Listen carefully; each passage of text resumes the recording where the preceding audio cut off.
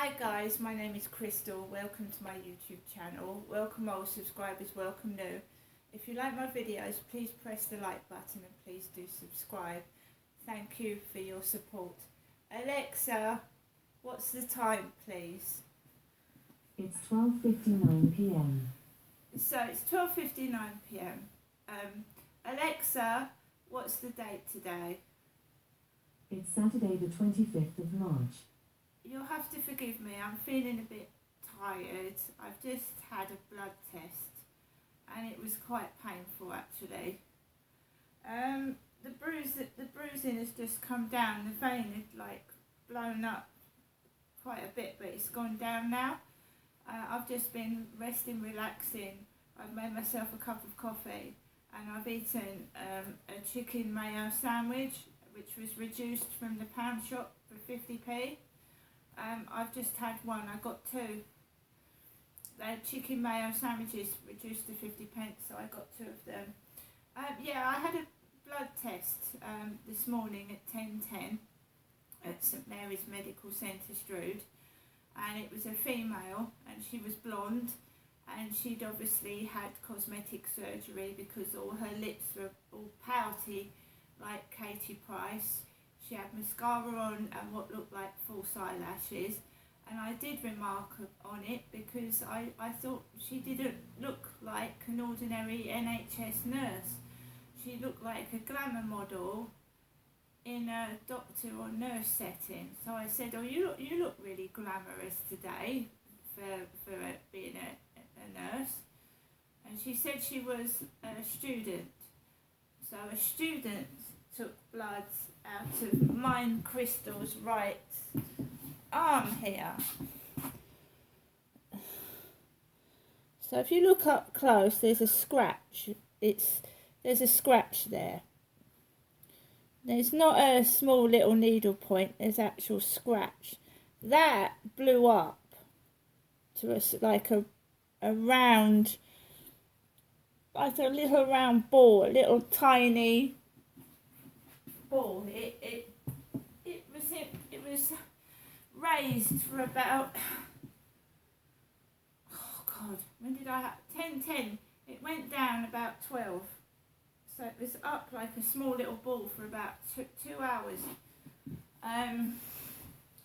It actually was quite painful. I've had many blood tests in my time, and that was one of the most painful ones I've had. It hurt. So, what was it like in the doctor's waiting room? Well, I was one of the first people into that waiting room, and it was like everybody else was going in before me. There was a lady with 2 small boys that sat near me, and her boys had game tablets for playing games on, and they kept coming up close to me with tablets, and they kept kicking each other. They were kicking and the boys were kicking and fighting each other near where I was sat. So I did get a bit fed up when the mother went in to see the doctor or the nurse and left the 2 boys unattended in the waiting room, and they were being a bit of a nuisance. They were playing with the stones and the ornaments, they were running around and they were pushing each other near me. So I got up and I moved to another seat opposite a young woman, so I wasn't left alone in a doctor's waiting room with 2 lads play fighting with each other and picking up the stone ornaments. Nurses were coming in and out. There was no male staff. I didn't see a male doctor. They were all women. Female staff. There was 2 or 3 male patients, a couple having blood tests, but there was no male doctors or male nurses. It was all women. It was women receptionists, a large jolly female receptionist. It felt like it was a scene out of a comedy. It didn't feel like I was in a real waiting room. I didn't lose my temper when those boys were close to me and fighting each other. I just sat there. Everybody went in before me. Everybody did. And finally, I got in, and this blonde lady with cosmetic surgery lips came out, all glamorous. Went into the nurse's room, doctor's room, and I had been in that room before. I think a male doctor had seen me when I pulled a muscle just under my chest. I pulled a muscle and he examined it. A male examined it, a muscle underneath my breast, and gave me an email with how to deal with physical strains and injuries. I think it was the same room. She left me in the room unattended, saying that she thought someone had stolen her tourniquet. You know, the band that goes round your arm for squeezing it? She told me she thought someone had stolen her tourniquet. She'd left her bag wide open underneath the table. She also had left the needles that were obviously going to be used to take my blood on the table. So I was looking at a pot full of the blood equipment. So she'd gone out remarking that someone had stolen her tourniquet, and she'd left her bag wide open with her phone and purse in it, staring at me underneath the table, which to me didn't make sense, but there you go. She sat really, really close to me, so I saw the needle close up. Normally the nurse will sit by your side and I can turn away. I didn't really have enough room to turn away from the needle because she was in my face with this needle. I wasn't scared. I've had many needles throughout my life. When I was pregnant, you go through blood tests all the time, so I'm not afraid of needles, because she'd asked me twice, how am I with needles? And I saw the needle close up. It was in my face. It was right in my face. I saw it close up. I'm not scared of needles. She said the reason why the wait was long was because her printer had broken. So she couldn't print out my records. So she put my name on a torn up piece of paper on her desk. My name and date of birth was on a little bit of paper. There was a lady in the waiting room with what I used to look like. She looked like a replica of me about 20 years ago, with a black bun in her hair, the same facial expressions, and she was obviously pregnant, because she made a phone call to somebody telling them something about her pregnancy in the waiting room, and she was called Sophie. Sophie with black hair and a bun in her hair. She really did look like me when I was younger, with black hair. Because I've got videos under the name of Janestra Marshall where I had short, cropped, black, curlyish hair, and I've also done videos with buns in my hair when my hair was really long. It was like staring at myself in the mirror 20 years ago. It really, really was. It was really uncanny. So, I left the nurse's room. The receptionist did acknowledge I existed and said thank you. I left the building. There had been a van with Taylor written all over it. Taylor, T-A-Y-L-A-O-R in capital letters. My surname is Marshall. I walked out of the doctor's surgery and I walked past Papa John's Strood and into the Strood shopping place where Matalan is next. I'd seen cars with the number plate 666, which is the number of the beast, the devil. A man was walking up with a brown parcel packet with devil on it, right in my face. And I'm well aware that my father said that I was a devil. He said me, Crystal, his eldest daughter, was a devil. And in fact, my mum said that my father was the devil. But that's what my father thought of me, and he must have thought it when I was a child, and I suppose that is why he sexually abused me, because he thought I was a devil child. I had a parcel staring me in the face with devil in it in black letters. So my father, some psychotic serial killers and murderers and sex beasts practice devil worship and witchcraft, and obviously my father thought I was the devil's child. That's why he abused me so badly. And I saw that face to face going out today, and I suppose it's a kind of therapy, but it was very upsetting.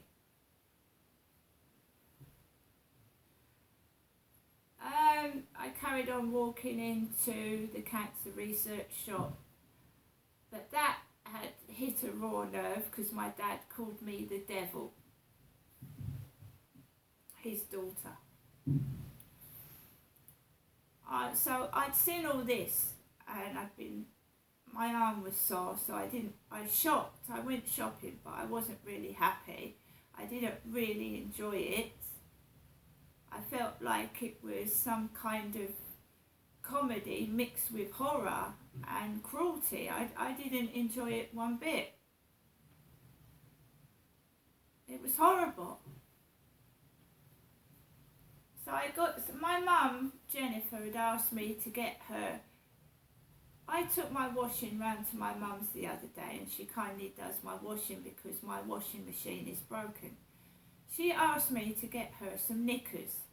She said that she, Jennifer, was a size 16 to 18 round the waist. So I was looking for underwear for my mum, Jennifer. So I got my mum upstairs in the pound shop, size 16 to 18, bikini knickers, because that's what she asked for. So I've got my mum some underpants. That's what she asked me for. What I got for myself was a pair of ladies' pyjamas, and this is soft touch. If you feel this, it is just a lovely feeling to touch these clothes. Soft touch. Soft touch. These are 16 to 18, which is my size actually. I'm 16 to 18.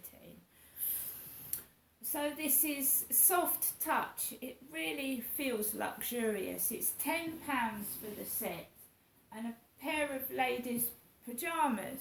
So there's the bottoms, and they're soft touch, soft to the touch pyjamas, female pyjamas.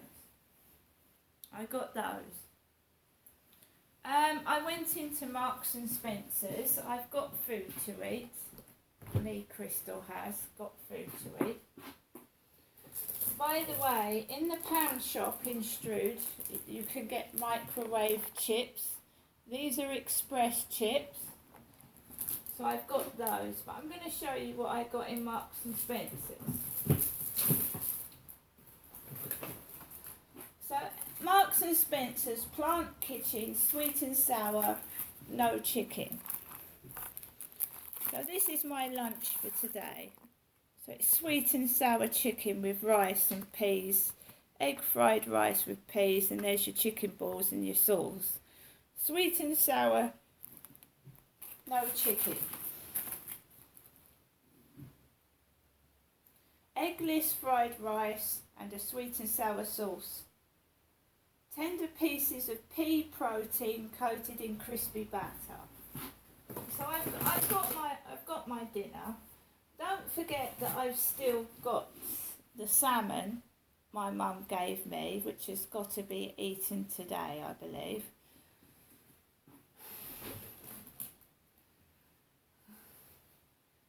Where's my, oh. And we've got two bread and butter puddings. Marks and Spencer's bread and butter pudding. So I'm not hungry. And I've got food to eat.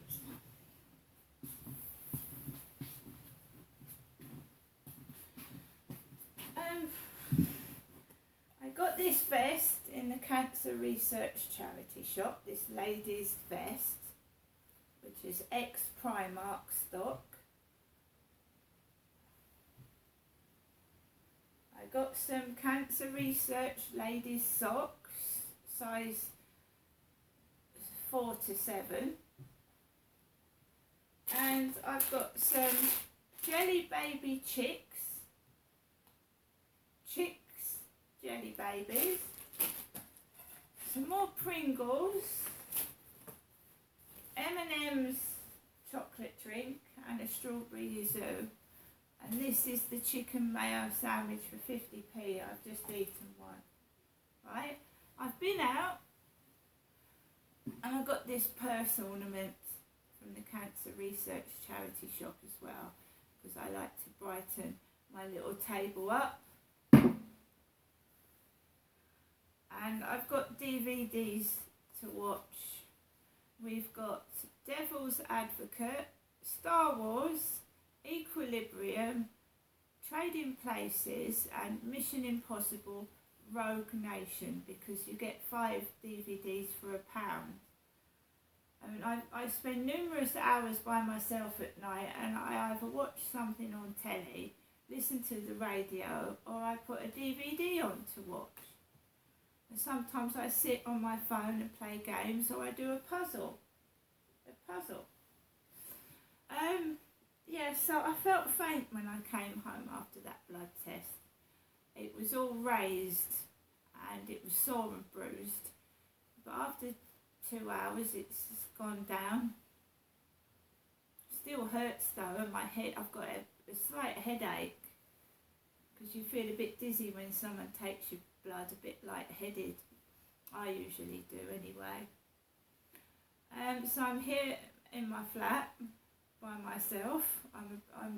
We'll cook my dinner later.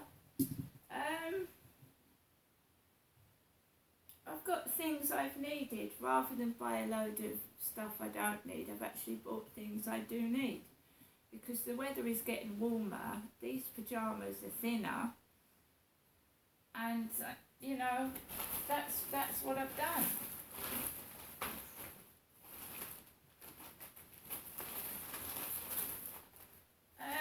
It just reminds me of the times that I've been taken out, especially by my father, and what used to go on. And sometimes I don't like being reminded of it. It's quite upsetting. I'm very, very grateful for the peace and quiet that I've had last night and this morning, because that needle was painful, and to have had to have come back. If there had been children stomping on the ceiling and making a noise, I think it would have driven me round the bend. But it was actually very quiet last night, and it was quiet this morning, and I'm grateful for that. I'm very grateful for that. But it does feel like it's not real, and it's hard to explain. If you're not in it, you can't see what I go through. But my dad went through it, sitting in the doctor's waiting room with kids going over his bad legs, treading on his bad legs and screaming and shouting. My father went through it. So I'm about to make myself another cup of coffee, and I'm going to get on with the rest of my day, and I'll see you later.